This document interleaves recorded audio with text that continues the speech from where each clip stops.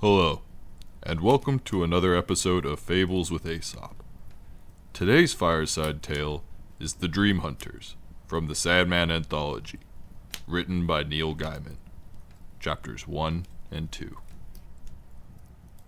Chapter 1.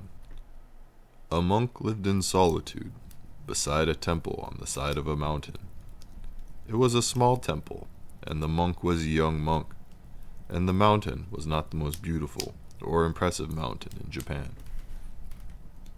The monk tended the temple, and he passed his days in peace and quiet, until the day that a fox and a badger passed the temple and spied the monk hoeing a little plot of yams which fed him for much of the year.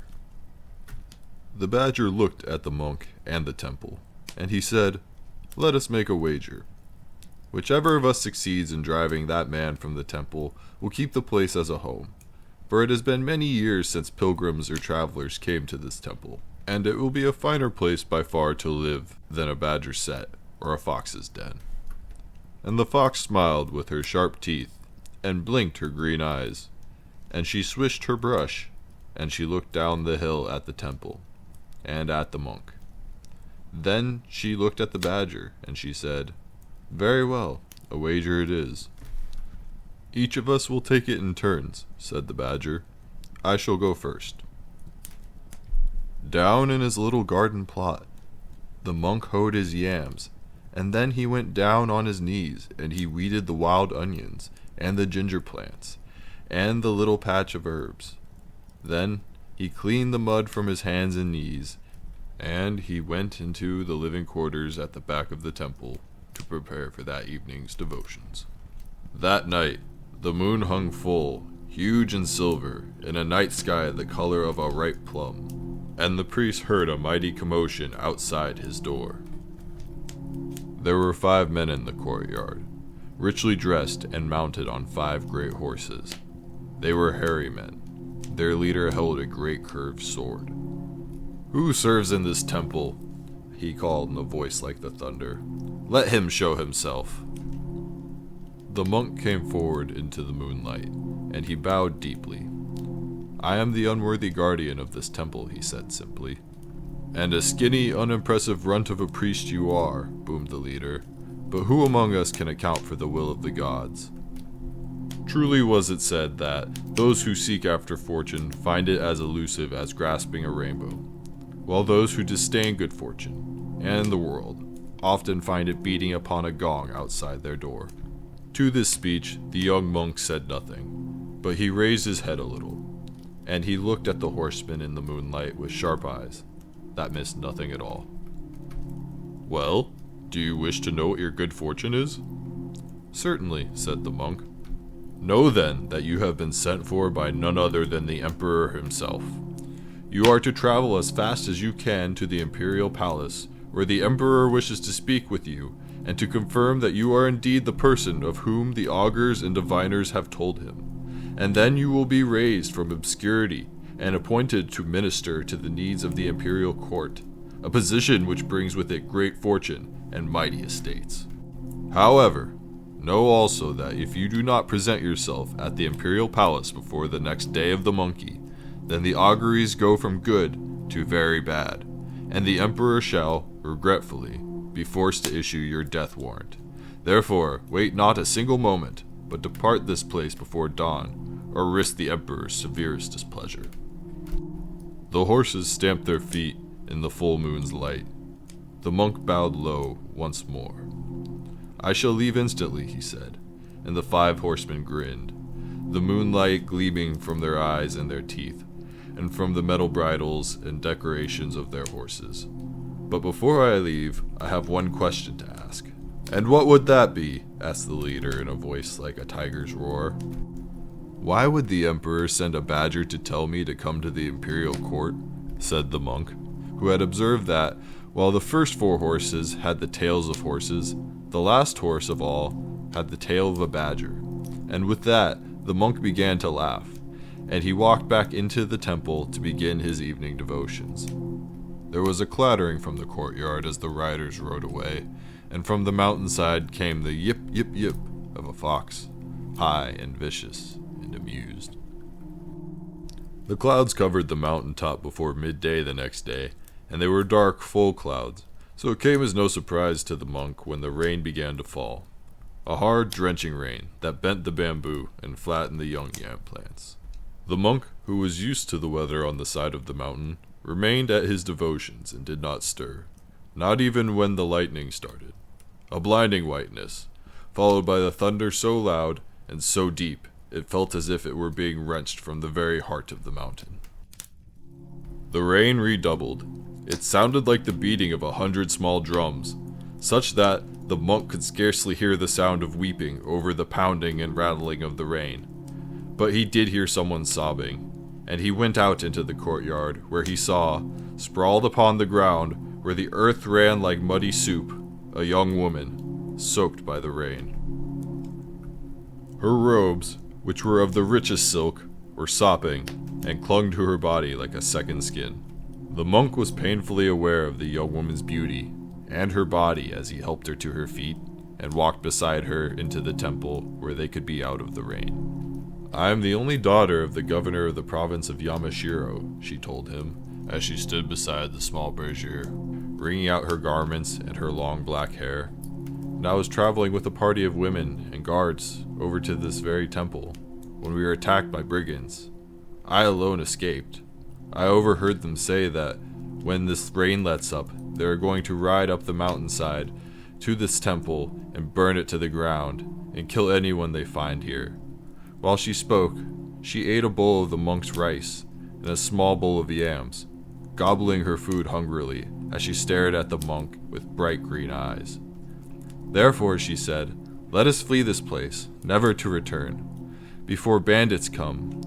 For if we are to stay here, we shall both perish. And if we are separated, then you should make your way to the province of Yamashiro and ask for my father, who is the governor, and has the finest house in the province, and he will reward you mightily. Thank you for the rice. It was very good, although the yams were perhaps a little dry." "We must certainly leave immediately," said the monk with a gentle smile playing at the corners of his lips, "if you will explain one thing to me first." "And what would that be?" asked the girl. "Explain to me how it happens that the daughter of the governor of the province of Yamashiro happens to be a fox," said the monk, "for I have never seen eyes like yours on a human face." At that, no quicker than it takes to tell it, the girl jumped over the little brazier, and, when she landed, she was no longer a girl, but a fox, with its coat sleek and its brush held high, and it darted the monk a look of utter disdain, before it leapt upon a stone wall and ran along it to the shade of a bent old pine, where it paused for a moment, before vanishing into the storm. Later that afternoon, the sun came out, and the monk was able to walk around the temple, picking up brown leaves and fallen branches, and repairing the damage of the storm. He was beginning to perceive a pattern here, so he was not entirely surprised when, several nights later, as the sun was setting, a troop of demons shambled through the woods to surround the little temple. Some of them had the heads of dead men, and some of them had the heads of monsters, with yellow tusks and staring eyes and huge horns. And they set up a clamor such that you have never heard. "We smell a man," they shouted. "We scent man flesh. Bring out the man, and we shall eat him. We shall roast his heart and vitals and brains, feast on his eyes and his cheeks and his tongue, swallow his liver and his fat and his testicles. Bring him here." And with that, several of the demons began to pile high the fallen branches the monk had gathered, and they breathed on them with their fiery breath until the branches began to smoke, and then to burn.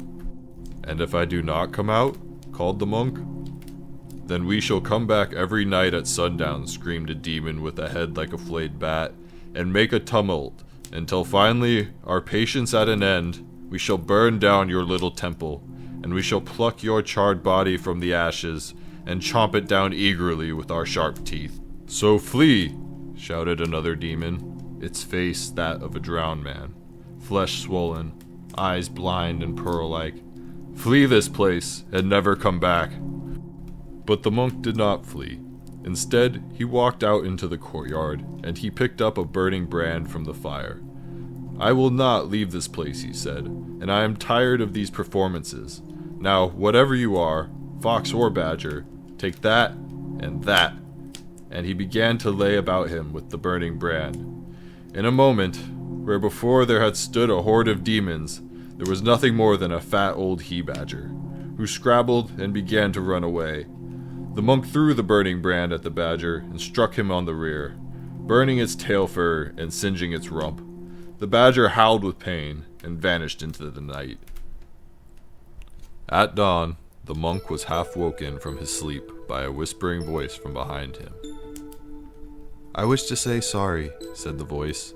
"It was a wager between the badger and me." The monk said nothing.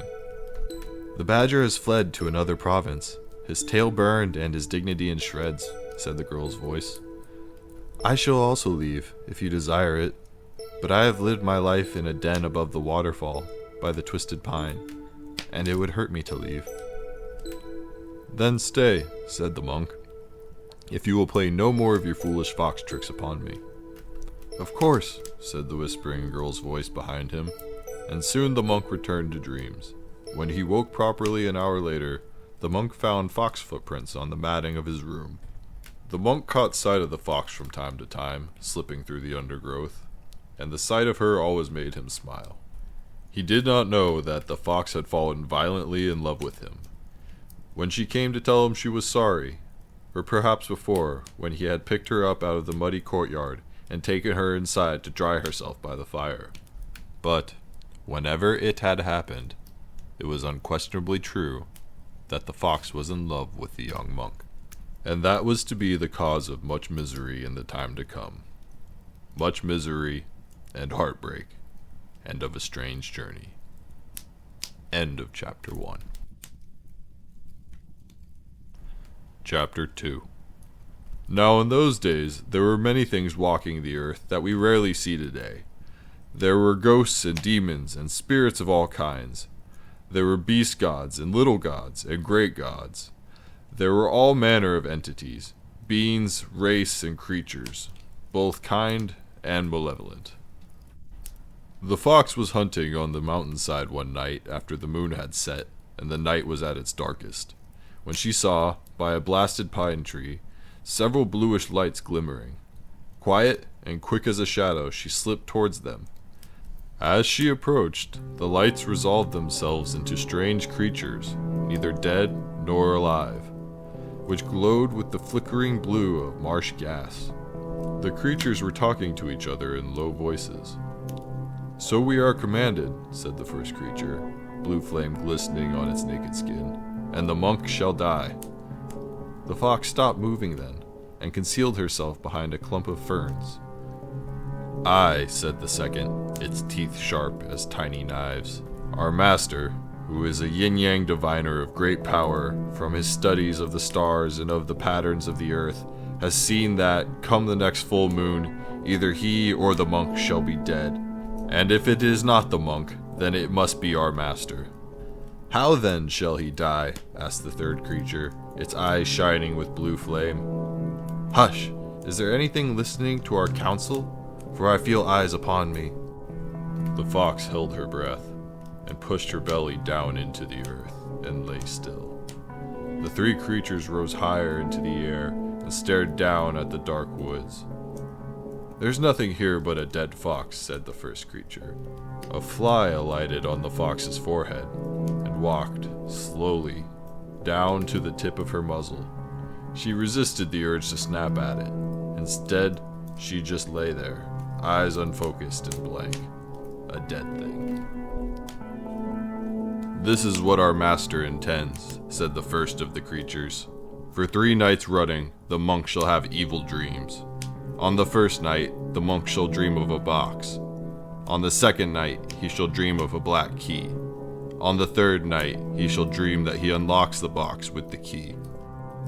When in his dream he opens the box, he shall lose all connection to this world, and without food and without water, he will die soon enough. His death will not be held to our master's conscience. And then, It looked about it one more time. Can you be certain that we are not overheard? The fly crawled onto the fox's eyeball. She did not blink, although the tickling felt like madness in her mind. What could hear us? Asked the second of the creatures. A fox's corpse? And it laughed, high and distant. But it would not matter if someone did hear us, said the first of them, for if someone did overhear us and spoke of what he heard to another, no sooner would the first word leave his mouth than his heart would burst in his breast. A cold wind blew over the mountaintop. The sky began to lighten in the east. But is there no way the monk can escape his fate? Said the third. Only one way, said the second. The fox strained to hear another word, but there was nothing. No more words were spoken. All she could hear was the whisper of the wind as it stirred the fallen leaves, the sighing of the trees as they breathed and swayed in the wind, and the distant ting-ting of the wind chimes in the little temple. She lay there, stiff as a fallen branch, until the sun was high in the sky. Then she swished her tail and snapped at the ants who were crawling over her paw. She made her way down the side of the mountain until she reached her den. It was cool in her den, and dark, and it smelled of earth, and in the back of the fox's den was her most precious thing. She had found it several years before, tangled in the roots of a great tree. So she had dug, and chewed, and dug some more, for days, until she had it out of the ground. And then she had licked it clean with her pink tongue, and polished it with her own fur, and she had taken it back to her den, where she venerated it and cared for it. It was her treasure. It was very old, and it had come from a far country. It was a carving of a dragon, carved from jade, and its eyes were tiny red stones. The dragon brought her comfort. In the gloom of her den, its ruby eyes glowed, casting a warm radiance. The fox picked up her treasure in her mouth, carrying it as gently as she would have carried one of her own kits. She carried the statue in her mouth for many miles, until she came to a cliff at the edge of the sea. She could hear the seagulls screaming above her, and the pounding of the cold waves on the rocks below her. She could taste the salt on the air. For this is my most precious possession, she thought, and I give it up. Give it to the sea, and all I ask is the knowledge of how to save the life of the monk. For if I do nothing, he shall dream of a box, and then of a key, and then of a key opening the box, and then he will be dead. And then she nuzzled the pale jade statue over the cliff edge, gently, and watched it tumble hundreds of feet into the churning sea. Then she sighed, for the little statue of the dragon had brought serenity and peace to her den. Then she walked the miles back to her den, and, tired beyond all imagining, she slept. This was the dream that the fox dreamed. She was in a barren place, of gray rock and brown rock, where nothing grew. The sky was gray as well, neither light nor dark. Poised on a great rock in front of her was a huge fox, jet black from the tip of its muzzle to almost the end of its tail, which was as white as if it had been dipped into a paint pot. It was bigger than a tiger, bigger than a warhorse, bigger than any creature the fox had ever seen. It stood on the rock as if it were waiting for something, and its eyes were dark pits in which distant stars glinted and burned. The fox clamored and sprang from rock to rock until she stood in front of the fox of dreams, and she prostrated herself in front of him, rolling over to show him her throat. "Stand," said the great fox. "Stand and have no fear. You gave up much to dream this dream, child." The fox got to her feet. In her dream, she was not shaking, although she was more scared than any little fox had ever been. "My dragon," she asked, "was it yours, Lord?" "No," he told her, "but it was lost, long, long ago, by one whom I called friend. Back before the true dragons left this place to swim in the sky, My friend lost the statue, and it troubled him. Now the sea shall wash it back to him, and he will sleep more peacefully at the bottom of the great deeps with the rest of his kind, until the next age of the world. I am honored and grateful to have been permitted to be of service to your friend, said the fox. They stood there in silence for some timeless moments in the dream place, the tiny fox and the great black fox. The little fox looked about the rocky waste. What are those animals? Asked the little fox. They were the size of lions, and they snuffled about on the rocks, their long noses rooting and snuffling in the barren ground. They are the Baku, said the great fox. They are the dream eaters. The little fox had heard of the Baku. If a dreamer wakes from a dream of ill omen or a portent of dark things, the dreamer may invoke the Baku and hope that the Baku will eat the dream and take it and what it foretells away. She stared at the Baku as they moved across the rocky desert of dreams. And if one were to catch a Baku after it had consumed a dream, asked the fox, what then? The great fox said nothing for some time. In the hollow of an eye, one distant star glittered. Baku are hard to catch and harder to hold. They are elusive and crafty beasts. I am a fox, she said humbly and without boasting. I also am a crafty beast. The great fox nodded assent. Then he looked down at her, and it seemed to the fox that he could see everything she was, everything she dreamed, and hoped, and felt. He is only a human, said the great fox, while you are a fox. These things rarely end happily. And the fox would have told him what she thought of this, and opened her heart to him. But with a flick of his tail, the great fox leapt from the rock down to the desert floor below, and it seemed to the fox that he grew, and he grew, until he was the size of the sky, and the huge fox was the night, and the stars twinkled in the blackness of his coat, and the white tip of his tail was the half-moon shining in the night sky. I can be crafty, said the little fox to the night, and I can be brave, and I would die for him. And the fox imagined that a voice in her head was saying, almost tenderly, then catch his dreams, child, as she awoke.